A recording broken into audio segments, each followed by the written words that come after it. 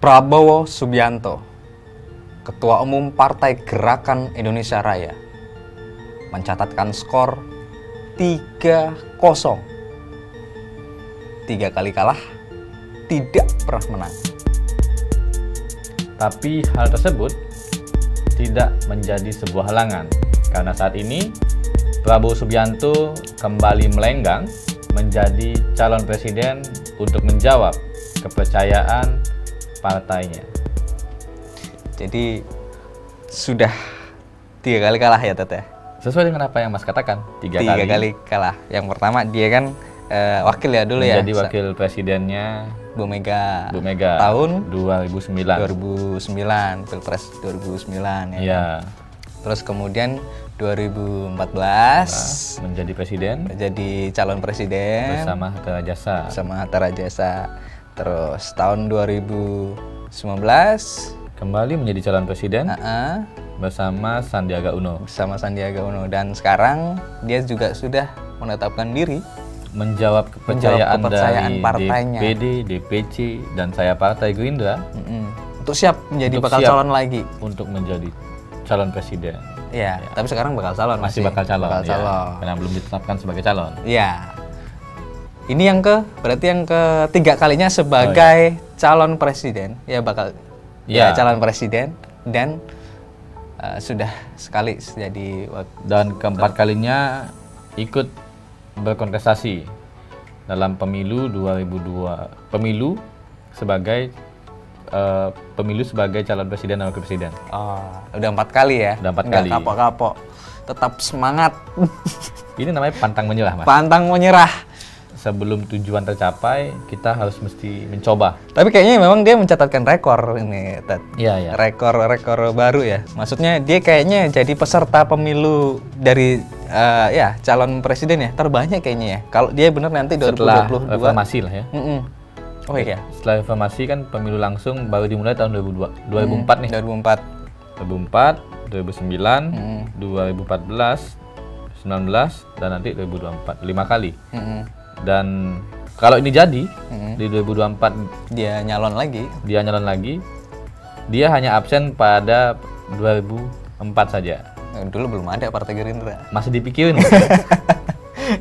Jadi dia nggak pernah absen ya? Nggak pernah absen. Selama ada Partai Gerindra. Luar biasa sekali. Semangat pantang menyerah. Konsisten. Konsisten. Artinya memang kalau kita lihat Prabowo ini punya kans ya. Ya, karena kan di setiap hasil survei dia selalu masuk jajaran 3 teratas lah. Makanya dia selalu pede untuk terus maju kan gitu, meskipun memang nggak pernah menang kan gitu ya. Apa-apa.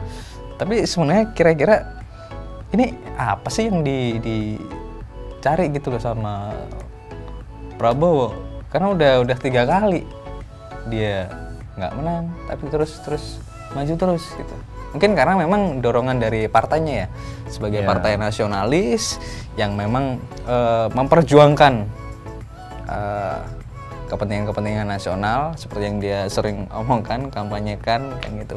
Kepentingan nasional, pertahanan nasional, yang sekarang kan memang beliau jadi Menhan kan gitu. Makanya fokus pada bicara soal pertahanan nasional kan. Artinya tapi kalau kita bisa lihat ini salah satu tokoh yang sangat luar biasa. Tapi kalau misalnya ditanya tujuannya apa, ya paling jawabannya normatif, Mas. Misal ini sebagai ladang pengabdian. Di sisa umur, saya ingin mengabdi untuk bangsa dan negara. Lewat apa? Menjadi presiden. Untuk bisa mengubah nasib bangsa. Tapi udah ngomong 20 tahun yang lalu. 15 tahun yang lalu ya, 3 kali. Artinya dia komitmen sama apa yang dia bicarakan. Satya Wacana. Kan gitu. Jadi cuman kalau kita lihat ini kan sudah 3 kali nih. Sudah 3 kali ikut pemilu dan nggak pernah menang. Ini kayaknya lawan-lawannya udah hafal banget inilah, dengan sosok, dengan tata cara, dengan strategi. Prabowo udah hafal banget. Udah tahu banget gimana cara strateginya, gaya-gaya yang mau dipakai. Kayaknya hafal banget. Udah hafal. Kalau memang nggak ada inovasi ya bakal segitu-segitu aja. Takutnya memang kalau mungkin Prabowo ini nyalon lagi 2024, lawannya sudah pada tahu gitu loh bagaimana Prabowo, bagaimana partainya, terus kemudian strategi yang biasa dia pakai, yang di mana kuatnya dia, di mana enggak. Terus kemudian di mana kelemahannya, di mana kecenderungan apa yang mungkin dia omongkan, terus kemudian ya banyak hal lah tentang Prabowo yang musuhnya sudah tahu gitu, lawan politiknya sudah paham. Makanya ini mungkin langsung dikantor nanti. Bisa jadi ini bukan hat-trick lagi. Bisa jadi quad-trick.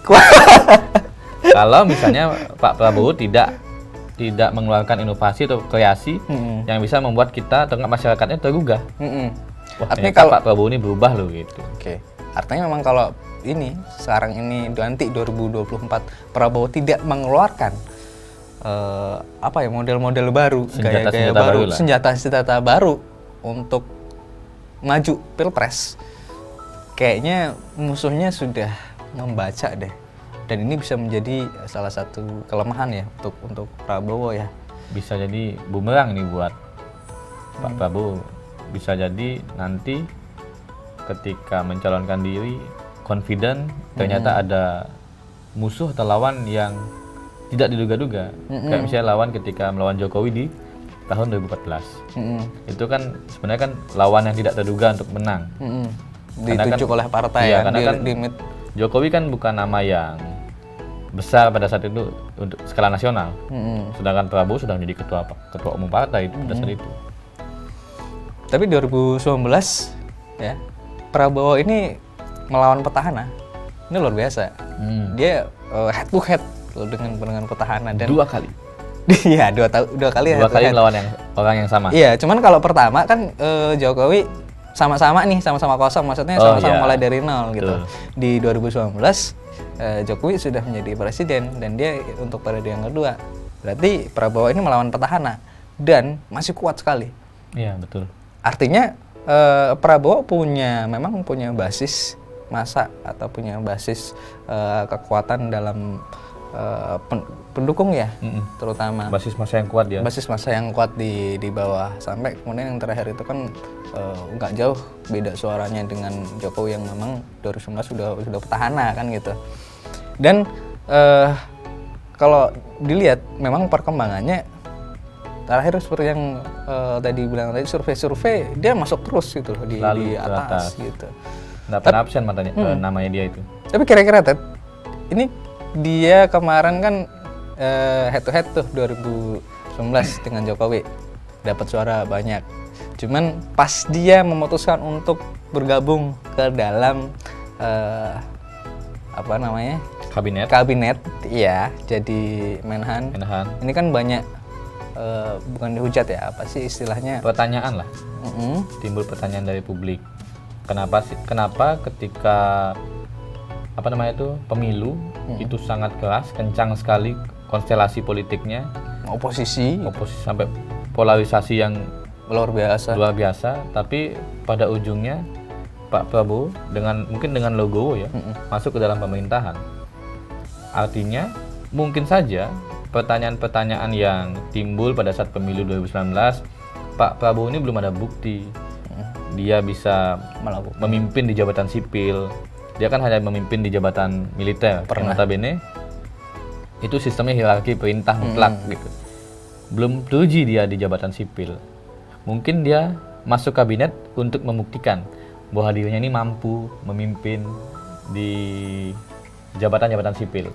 Artinya keputusannya dia itu bukan justru blunder ya, Ted ya? Maksudnya dia tadinya kan nih head to head nih.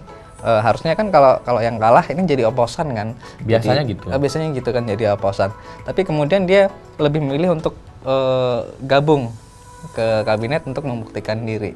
Jadi kalau itu artinya ini bukan hal yang negatif, justru positif ya untuk pembuktian diri gitu ya. Iya, kalau bisa kita katakan strategi ini adalah strategi, mungkin saja ini menjadi hal yang positif. Karena masyarakat bisa menilai kinerja Pak Prabowo ini gimana. Kalau misalnya bagus, mungkin ini akan menjadi nilai plus. ketika bisa jadi bahan kampanye juga nanti. Tapi kalau misalnya ketika dia memimpin Menhan ini, Kementerian Pertahanan, nyatanya tidak ada perubahan signifikan, ya itu bisa jadi bumerang juga. Dan di 2024 bisa jadi ini dia nanti terpilih atau menambah daftar panjang kekalahannya dia. Iya. Ya, kita lihat aja nanti. Kita lihat aja nanti di pemilu 2024.